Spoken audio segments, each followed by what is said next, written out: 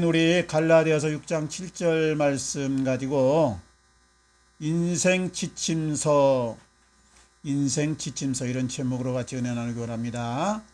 우리가 어떤 새로운 물건을 사면 거기 사용 설명서라는 게 들어 있습니다. 그래서 그 설명서를 잘 읽고 숙지하고 그대로 따라하면 그 물건을 잘 사용할 수 있고 또 오래 쓸 수가 있습니다.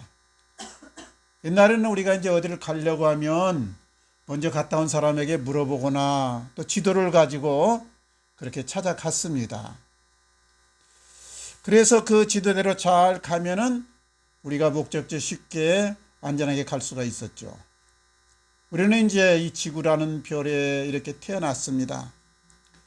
그래서 죽을 때까지 인생이라는 이 삶을 살면서 여행을 합니다. 그런데 사실 이 인생의 이 길은 다 우리가 처음이고 그리고 또 낯설고 초행입니다. 그래서 만약 우리 인생 지도가 있다고 하면, 내비게이션 같은 게 있다고 하면, 인생 설명서나 지침서가 있다고 하면 참 헤매지 않고 그리고 좋게 그리고 안전하게 그리고 아름답게 갈 수가 있을 텐데 하는 생각을 해봅니다. 우리 인생은 딱 한 번뿐입니다. 힌두교 같은 데서는 윤회를 말하면서 이번 생이 있고 다음 생이 있다. 지금은 남자로 태어났지만 다음엔 여자로 태어날 수도 있고, 또 지금은 신분이 좀 낮은 이런 계급으로 태어났지만 나중에는 또 상승해서 그렇게 올라간 신분으로 태어날 수 있다. 이렇게 말을 하기도 합니다만 윤회라는 것은 없습니다. 인생은 딱 한 번뿐입니다. 힌두교의 윤회 사상이라는 옛날 왕이나 귀족들이 아랫사람들이 고분고분 말 잘 들으라고, 반발하지 말라고, 너희가 이 세대에 태어난 신분대로 그대로 잘 순응해서 살면 다음 세대에 가서 업그레이드 되어서 태어나니까 그때 좀 떵떵거리며 살라. 그래가지고 만들어놓은 가설에 불과합니다. 그러니까 가짜 설명이다. 실제 그런지 안 그런지는 확증되거나 검증되지 못했다 이 말이에요. 그러니까 우리 한 번뿐인 인생, 한 번 왔다 가는 우리 인생에서 내비게이션이나 사용 설명서가 있다면 얼마나 좋겠는데, 사실은 나만을 위한 이 인생 지침서라든가 지도라든가 내비게이션은 없는 겁니다. 그래서 많은 분들이 초행길이라 인생을 헤맵니다. 그리고 어려운 일을 만나고 때로 막히고 정 힘들게 되면은 스스로 생명을 끊기도 합니다. 그러니까 이 인생 지침서는, 나만을 위한 인생 지침서는 누가 만들어주느냐? 타고난 운명이 있다거나 어떤 결정된 것은 없습니다. 그저 운명이라고 하면 내가 이 땅에 대한민국의 21세기에 태어났다든가, 남자나 여자로 태어났다든가, 우리 부모가 어떤 사람이었다든가, 이 정도가 우리의 운명이지, 모든 것은 내가 하기에 따라서 정해지고 결정되는 것입니다. 그래서 우리가 확실히 알 것은 하나님 앞에 확정은 없다. 단지 하나님의 예비하신 뜻이 있을 뿐입니다. 내 행동에 따라서, 내 삶에 나가는 길에 따라서 하나님이 복을 주기도 하고 때로는 복을 거두기도 한다 이 말이에요.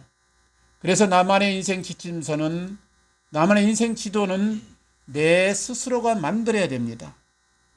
오늘 말씀을 우리가 보면은 사람이 무엇으로 심든지 그대로 거두리라. 하나님은 만으로 여기지 말라. 하나님을 만으로 여기지 말라. 하나님은 무엇을 심든지 너희가 어떤 것을 행하든지 그대로 그 결과를 주신다. 콩을 심으면 콩이 나게 하고 팥을 심으면 팥이 나게 한다. 하나님 앞에는 운명은 없다 이 말이에요. 그래서 내가 인생 지침서를 만들고 그것을 잘 숙지하고 그대로 잘 따라가면 우리가 성공할 수 있고 잘 인생을 살 수 있지만, 반대로 내가 잘못된 인생 지침서를 따라가고 잘못되게 아무렇게나 살게 되면 우리가 헤매게 되고 또 인생을 실패작으로 그렇게 끝날 수도 있는 것입니다. 그러면 우리가 인생 지침서에서 중요한 것이 뭐냐? 어떻게 해서 내 인생 지침서를 만들어 가야 되느냐? 먼저 제가 생각한 것은 배워야 됩니다. 애벌레가 이제 탁을 바꿈을 해가지고 나비가 되면 나비는 곧바로 꽃을 향해서 날아가고 꽃에서 꿀을 빱니다. 어미거북이가 바닷가에 와서 모래를 파고 알을 낳고 덮고 가면 알에서 깨어난 이 거북 새끼는 깨어나자마자 줄다름을 쪄서 바닷물로 나아갑니다. 연어는 알에서 태어난 강을 따라서 바다로 바로 내려가고 때가 되면 다시 태어났던 자기 강으로 거슬러 올라옵니다. 나비가 꽃을 찾아서 꿀을 빨고 또 거북이가 알에서 깨어나자마자 바다로 질주하고 연어가 태어난 자기 강으로 다시 거슬러 오고, 이거는 누구에게서 배운 것이 아닙니다. 그냥 본능입니다. 하나님이 그 DNA에다가 그렇게 심어 놓은 것입니다. 그러나 고양이가 쥐를 잡는다든가 수달이 물고기를 잡는다든가 매가 꿩을 사냥한다든가 이것은 배워서 하는 겁니다. 어미를 보고 그대로 따라하면서 학습한 겁니다.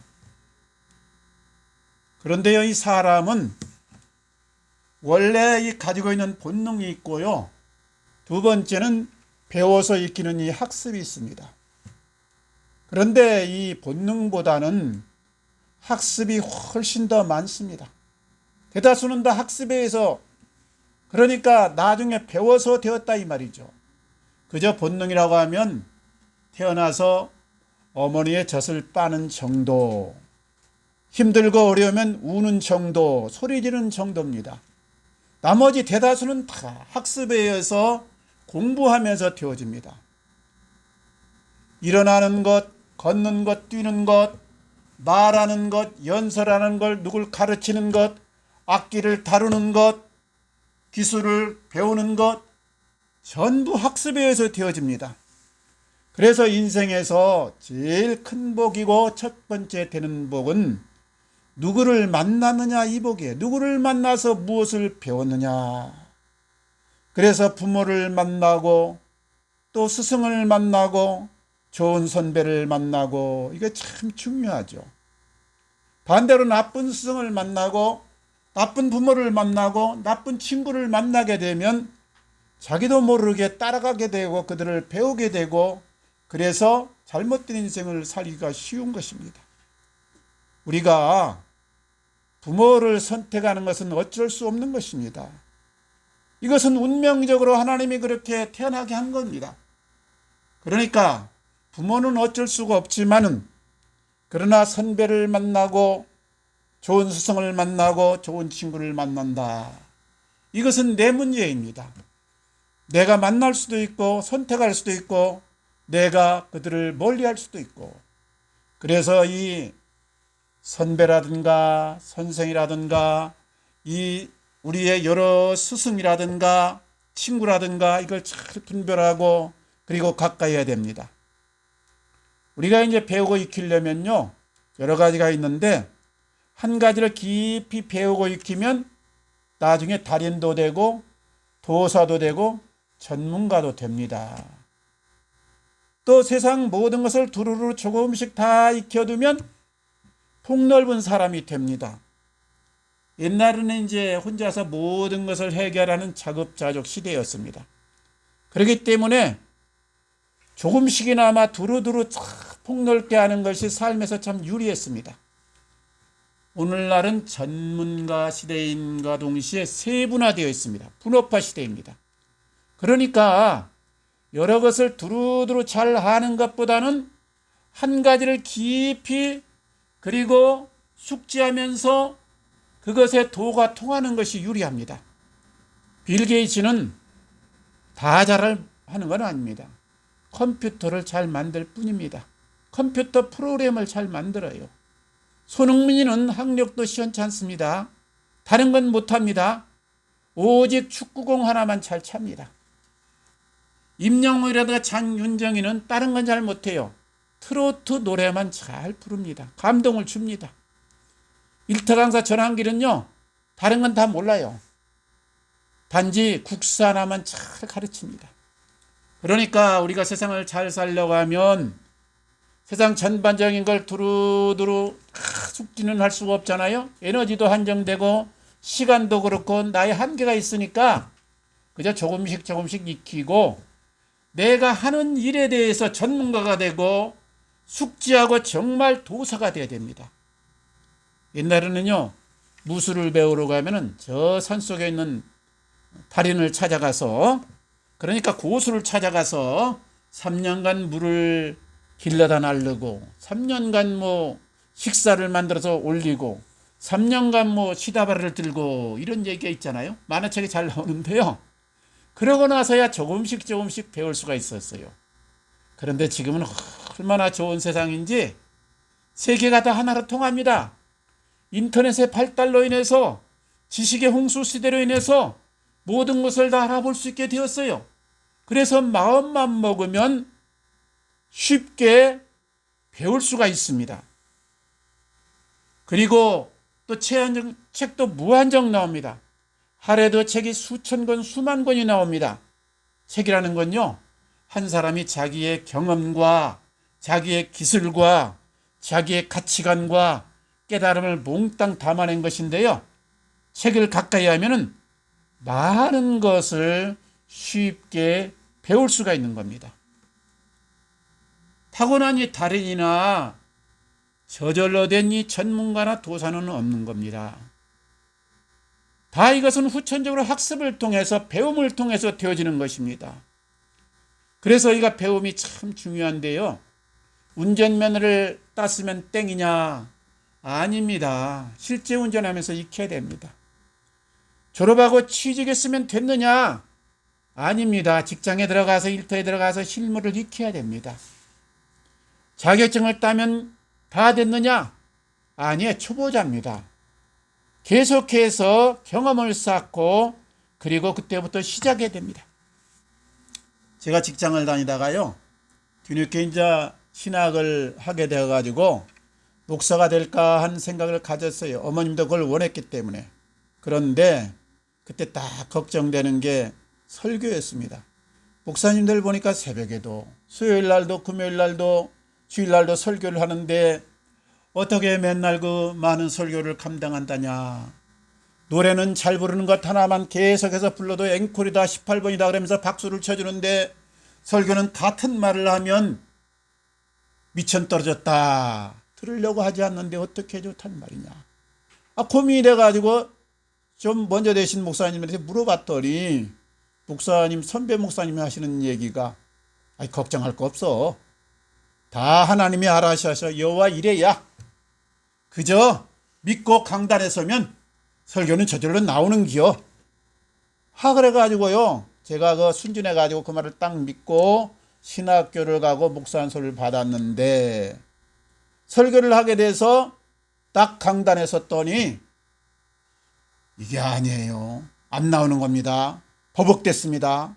헤매다 내려왔습니다. 뭐든지 배우고 익히고 숙지하지 않으면 안 된다는 말이에요. 우리가 언제까지 배워야 되느냐? 죽을 때까지 배워야 됩니다. 그리고 우리가 급변하는 시대에 살고 있지 않습니까? 시대가 많이 변하고 빠르게 이렇게 바뀐다는 말이죠. 그러니까 배우지 않고 그대로 있으면 제자리가 아니라 뒤로 점점점 밀려나는 겁니다. 그래서 우리가 배우고 익히면서 전진해야 되는 겁니다. 우리 늘 배우고 마음을 열고 익히면서 승리하시기를 주님 이름으로 축원합니다. 인생 지침서 첫 번째는 우리가 잘 배우고 익혀야 된다. 두 번째는 기도하고 그리고 생각하고 실행을 해야 된다. 실행. 깨달았으면 그대로 실천해야 된다.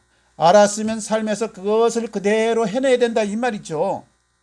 공부만 하고 알기만 하는데 실행하지 않으면 아무것도 바뀌지 않습니다. 사람마다 타고나니 여건도 다르고 소질도 달란트도 다릅니다.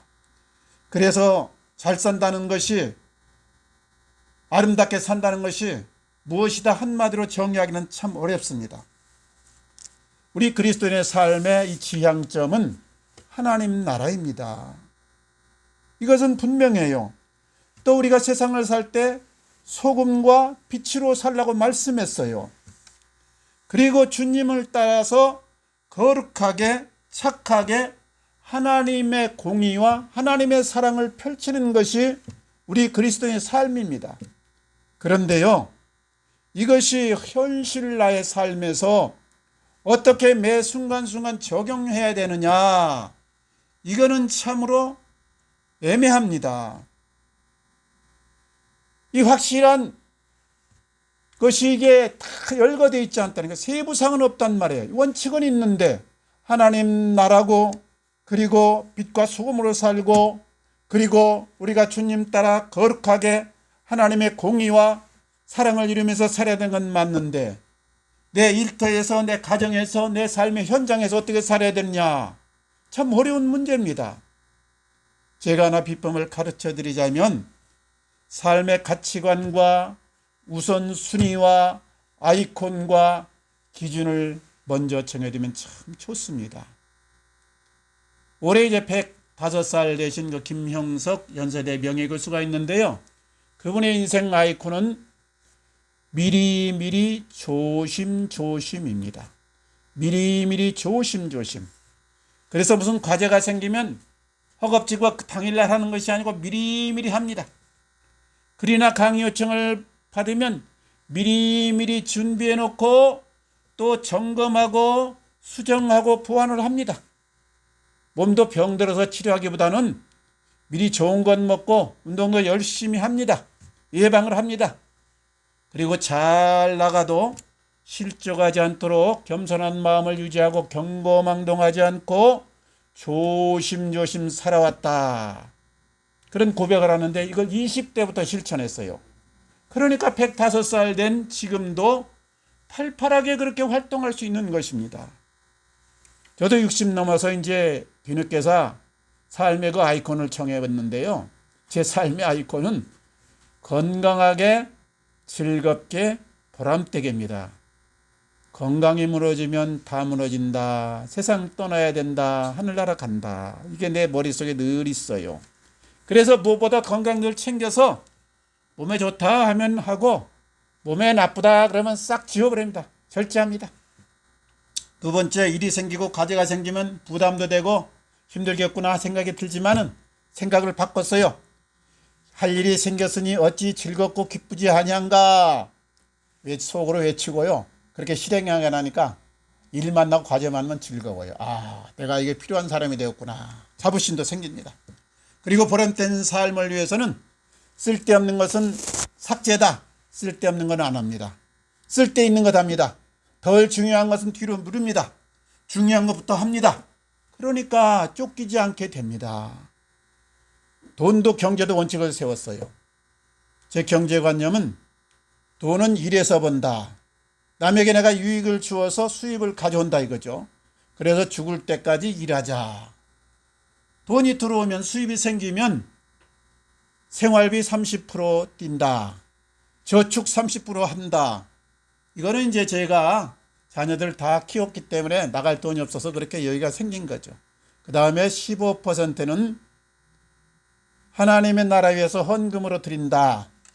15%는 너무 우리 주위에는 슬픈 사람, 고난당한 사람, 우는 사람이 많습니다. 그래서 구제와 봉사로 쓴다. 나머지 10%는 내 용돈이다. 이런 기준을 정해놓으니까요.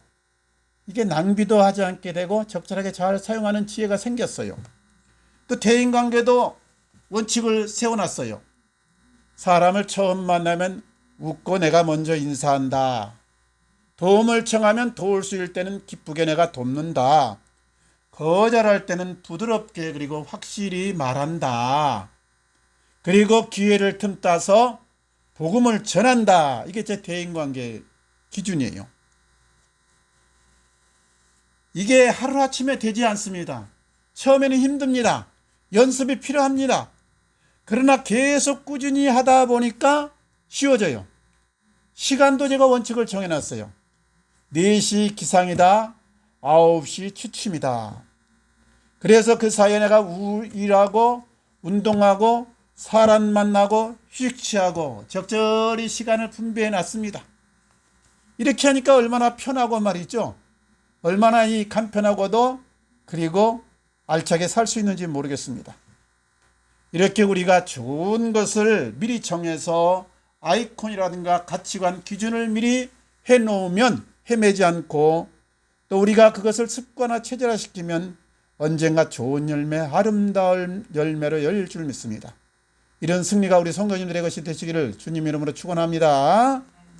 삶의 지침서 세 번째, 첫 번째는 배워야 된다.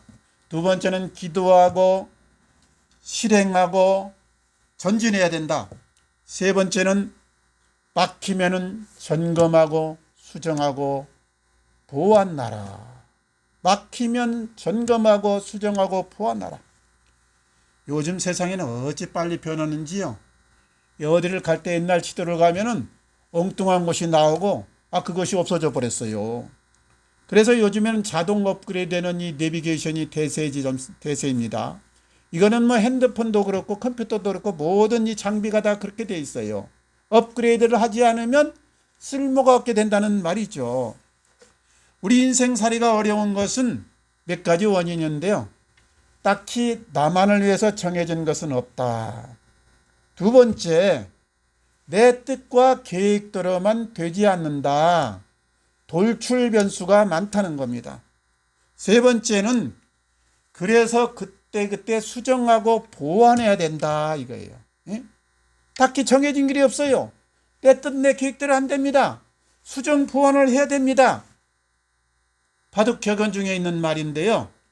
정석을 익히고 빨리 잊어버려라 이 말이에요. 정석을 익히고 빨리 잊어버려라. 무슨 말이냐면 기본기를 빨리 숙지하되 기본대로만 되지 않으니 교과서대로만 되지 않으니 그때 순간순간 대처를 잘해야 된다 이 말이에요. 우리 인생사에도 참으로 애매할 때가 많습니다. 우리가 기본은 잘 압니다.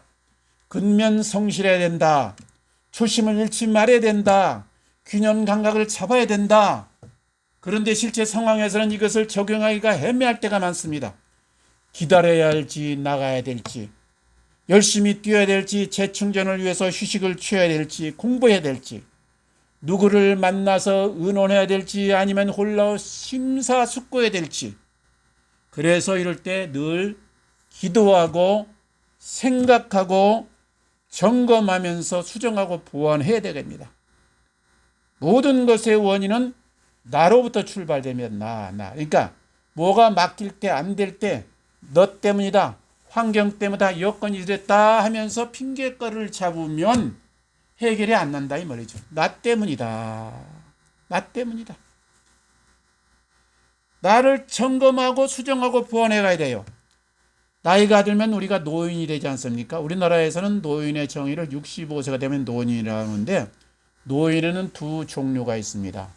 남자 노인, 여자 노인 이건 아니고요. 늙은이와 그리고 어르신이 있습니다. 노인의 약간 하된 말이 늙은이이고 약간 존중하는 의미가 어르신으로 이렇게 통하지 않아요?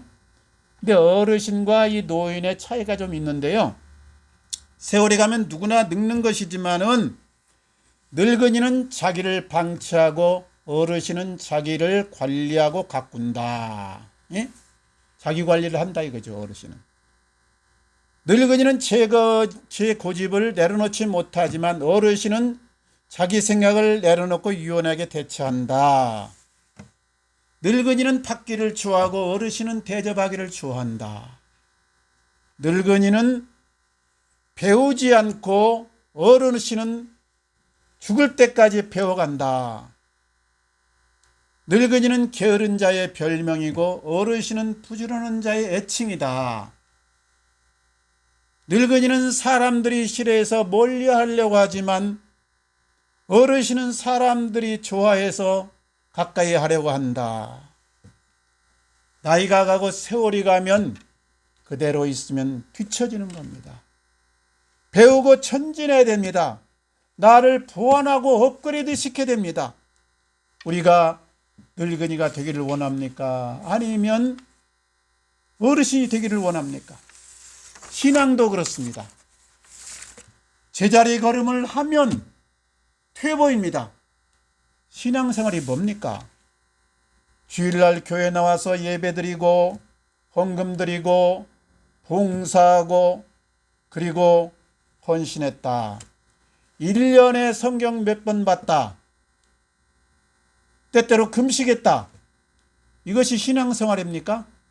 물론 포함이 됩니다만 엄밀하게 이것은 종교행위입니다. 종교행위다. 신앙이 종교의 단계에 머물러 있으면 안 됩니다. 이것은 교인입니다. 교회 나와 예배드리고 헌금드리고 봉사하고 성경 몇 번 봤다. 교인이에요. 교인에서 신자로 자라가야 됩니다. 신자에 머무르면 안 됩니다. 거룩한 성도로 나가야 됩니다. 성도로 있어서는 안 됩니다. 예수님의 참 제자의 자리로 나가야 됩니다. 그리고 우리의 신앙의 최종 목표는 예수 그리스도와 연합하는 겁니다. 예수 그리스도를 내 인생의 주인으로 늘 모시고 내가 예수로 이 땅을 살아가는 것을 말합니다. 우리 주님과 늘 하나됨으로 신앙이 자라가시면서 승리하시기를 주님 이름으로 축원합니다. 이야기 하나만 하고 마치겠습니다. 박현우라고 있습니다. 박현우. 학교를 다 나오고요. 대학원도 나오고 28살에 창업을 하는데 광고에 홍보에 좀 관심이 많아서 광고회사를 하나 차렸어요. 그래서 광고를 이제 차리면서 생각하면서 어떤 회사를 만들까 그러면서 기도했어요. 하나님, 저 광고회사 하나 차리려고 하는데 지혜를 주시고 좀 도와주셔야겠습니다. 제가 처음이지 않습니까? 그때 마음에 이런 질문이 들어요. 너 왜 광고회사 차리려고 하느냐? 하나님 잘 아시잖아요. 이윤 창출입니다. 회사의 목표는 이윤이지 않습니까? 그래? 내가 왜 이윤을 남기려고 하는데 내가 너를 도와줘야 되니?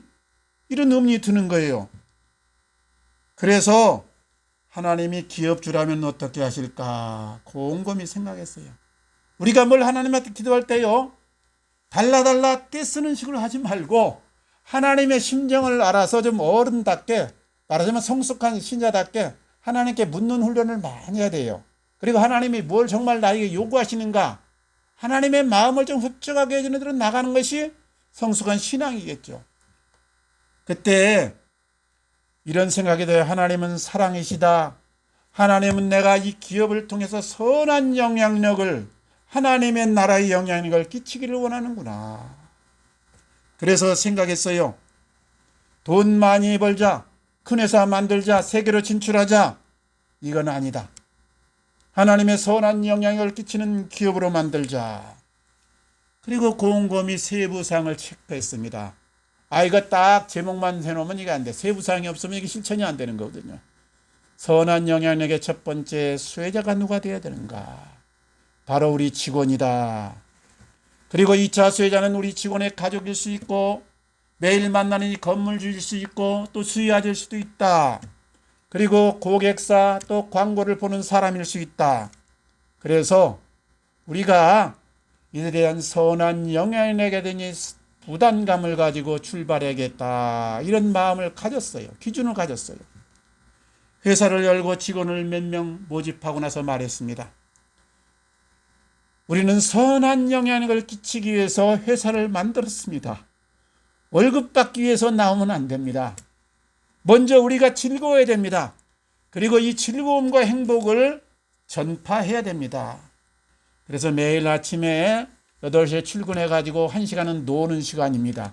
사진 찍고 웃고 잡담하면서 하루를 즐겼어요. 그리고 9시부터 시작하면서 한 3시간 이렇게 12시까지 하면서 서로 이제 아침을 집중해서 메일도 체크하고 집중해서 자기 과제를 하고, 그리고 오후에는 또 미팅도 나가고 자유롭게 또 외근도 가고 전화도 하고 메신저로 농담도 하고. 이게 광고회사니까 톡톡한 나이에 대가 이게 생명이란 말이에요. 그래서 이렇게 진행했어요. 사내가 즐겁게 유쾌하게 그렇게 분위기가 나갑니다. 그러다 보니까 외부에서 이를 알고 기자가 찾아와서 물어요. 올해 이 회사 매출 목표가 얼마입니까? 가만 생각해보니까 자기는 그런 매출 목표가 없어. 단지 하나 목표는 직원들이 즐겁게 사는 거예요. 올해 목표는 작년보다 더 즐겁게 회사 분위기를 만드는 겁니다. 가끔 가다 보니까 차가 밀려갖고 직원들이 지각을 하는 거예요. 그러면 안절부절하고 미안해합니다. 그래서 부담감을 내려놔야겠다. 지각대회를 만들었어요. 한 달에 한 번은 지각할 수 있다. 2시간까지 허용한다.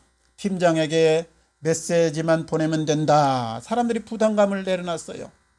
또 일이 쫓길 때는 영화를 못 본다는 분들이 말을 듣고는 영화를 한 달에 한 번씩 감상을 합니다. 또 직원들의 이 아이디어를 받아들이기 위해서 실패 기금을 만들었어요. 사람들이 뭔가를 아이디어를 냈다가 그것을 시도했다가 실패하면 손해가 좀 나잖아요. 실패 기금 1억 원을 만들고 실패라도 부담 없이 해라. 아이디어를 내라. 좋은 거 있으면 채택하고 그 기금으로 실험을 합니다. 또 사원들이 청혼을 합니다. 토요일 날은 좀 운동하고 싶습니다. 그래서 그 사원 따라서 토요일 날 원하는 사람 배드민턴 치러 나와라. 또 어떤 사람은 겨울철에 어려운 사람 연탄 봉사를 좀 했으면 좋겠습니다. 그래서 매년 한 번씩 또 연탄 봉사도 갑니다. 이렇게 직원들과 소통하고 즐겁게 하고 행복한 분위기를 만들어 가니까요. 의욕적으로 아주 적극적으로 직원들이 나서는 겁니다. 규율이 자율적으로 되니까 억압하지 않으니까 뒤에서 쫓지 않으니까 아주 회사가 오히려 더 잘 되는 거예요. 그래서 주문이 막 밀려옵니다. 55개국이 광고를 담당하고 그리고 192개국에서 광고를 시청합니다. 3명으로 시작한 회사가 25명이 되고 55명이 되더니 올해는 75명으로 늘어났습니다. 작년에는 최고 광고 기획상 금상도 획득했습니다. 광고 전문회사 이노레스 박현우 대표 이야기입니다. 사랑하는 성도님들, 우리가 인생을 잘 살기 원합니까? 주먹국으로 살지 말고 인생 지침서를 만들어서 살기 바랍니다. 어떻게 인생 지침서를 만들어 가야 되느냐? 기회가 오는 대로 배우고 익히기 바랍니다. 그리고 깨달은 대로 아는 대로 실행하기 바랍니다. 그리고 막히면 기도하고 점검하고 보완하고 수정하기 바랍니다. 그래서 나를 업그레이드 시켜가세요. 내가 업그레이드 되면, 내가 하나님 앞에 자격이 되면 자연히 결실은 맺히게 되고 하나님이 나를 들어 쓰시게 되는 것입니다. 우리 이 은혜, 이 축복이 우리 모두 인생에 펼쳐지시기를 주님 이름으로 축원합니다. 같이 기도하겠습니다. 아버지 감사합니다. 부족은